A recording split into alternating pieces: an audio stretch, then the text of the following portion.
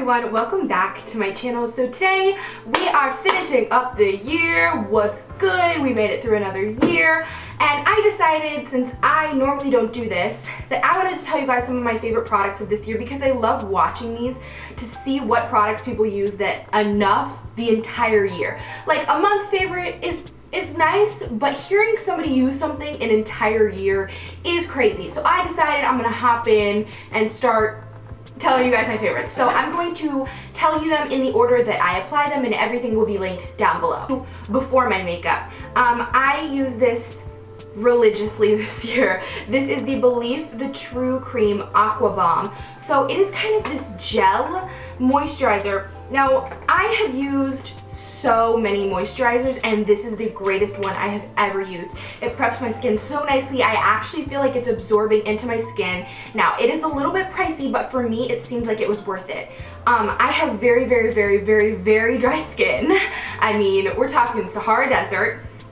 And this definitely significantly helped. Another holy grail, I found the ultimate concealer this year. I have tried concealer palettes, I've tried creamy concealers, I've tried the ones like tubes.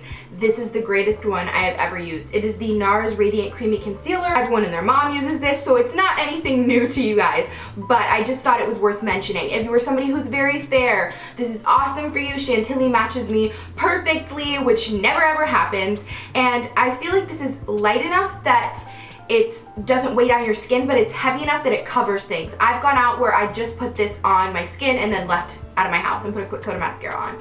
So it's totally possible you can use it that way, but it's also very, very long lasting. As far as, I've had this tube for a very long time. This doesn't crease, which is awesome. Thank you, Jesus, for not creasing concealers, because some of them, when you put them under your eyes, they just crease up. This is awesome. It stays all day as long as you set it well. So I have tried, I think, probably 20 to 30 foundations this year, which I know sounds like a lot, but when you're somebody who wears it at least once a day, sometimes I reapply if I'm going out or anything like that, you understand that you go through foundation fast, just way faster than you could imagine. I've tried some very high-end foundations, I've tried some very expensive foundations, not to brag, but to give you a comparison, I've tried Chanel foundations, I've tried Laura Mercier, Nars, I've tried all different kinds, and I keep coming back to this one, and I don't know what it is. I'm wearing it today.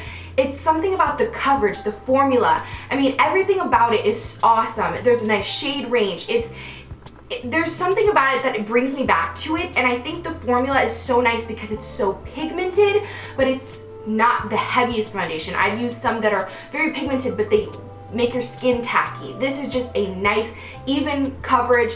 It's very full coverage. I'm gonna skip over powder completely. I haven't really found a powder this year that I loved enough to mention one. I kind of just bounce around and use whatever I have, and I don't use anything religiously, so I didn't think it was worth mentioning. But I do use a bronzer religiously. So a couple months ago I mentioned this in a haul. I had never bought Nars Laguna before, and I just recently bought it, I think maybe 3 months ago, 2 months ago, something like that. I'm not positive, but if you're somebody who's pale, you have a weird skin tone, or you have a cool skin tone, or anything like that, you will understand the struggle of warm bronzers. Warm bronzers, you put them on and it looks like you got this orange line going down your face. It's not good. So I found this one this year and I am obsessed. I have nowhere even near hit anywhere part of the pan.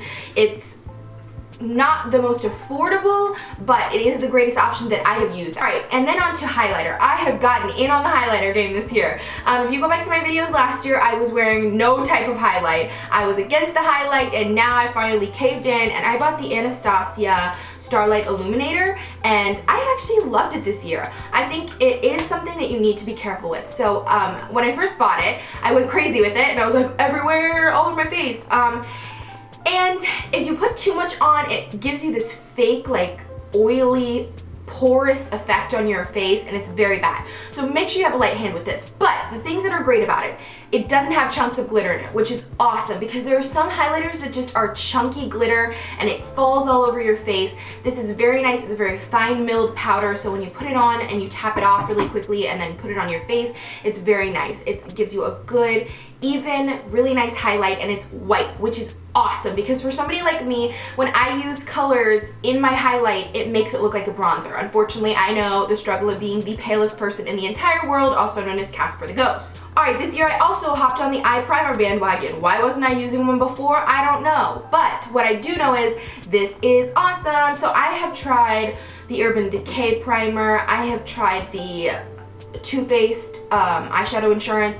I tried everything, and this so far has been my favorite. So I have very veiny red eyelids. I don't know, it's very random, but I do, and this covers them perfectly. So I have tried a ton of eyeshadows this year, and so far I have had some favorites, and I couldn't pick just one. Unfortunately, we have a tie, so here they are. We have Kat Von D Shade and Light Eye Palette. I have done a bunch of tutorials with this. I love it. I love Kat Von D so much. I love her products. I love her tutorials. I think she's amazing. And I think this palette itself is just awesome. It's great if you love neutrals, because I am a neutral girl through and through.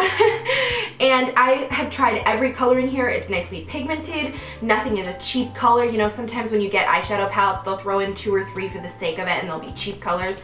None of these are cheap colors. They're all very nice, good quality eyeshadows. Then I have my dirty looking Makeup Geek Z palette.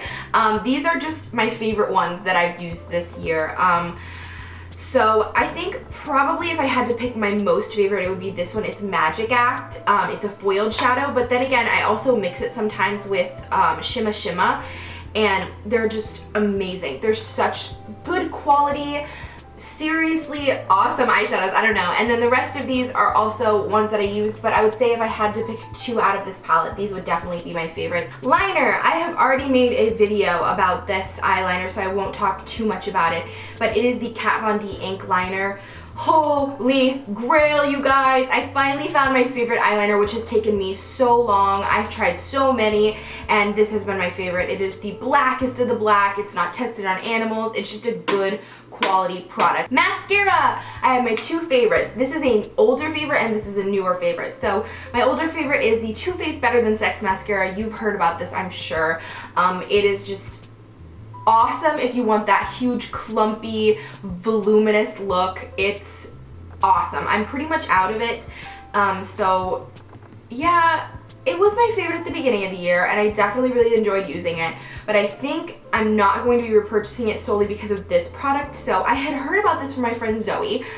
She talked about it. It is the CoverGirl Clump Crusher mascara, and it is awesome. It's so nice for separating lashes, length. I'm probably going to be putting a coat of some kind of volumizing mascara underneath it so I can get a little bit of volume, but it is such a good product. Lipsticks. So I have 3 different ones that I really like this year. So let's start with this one. This is L'Oreal's Silky Java. I have used this a ton this year. It is a great product. I really enjoy it. I think it's a perfect kind of nudie, mauve-y color. I would have never reached for it normally, but it's been awesome this year, and it's a very nice silky, smooth finish. It doesn't pick up on any dry patches, and it's very pigmented, so definitely a good one to check out. And then I have the Laura Geller Color Drenched Lip Gloss in Cafe à Latte.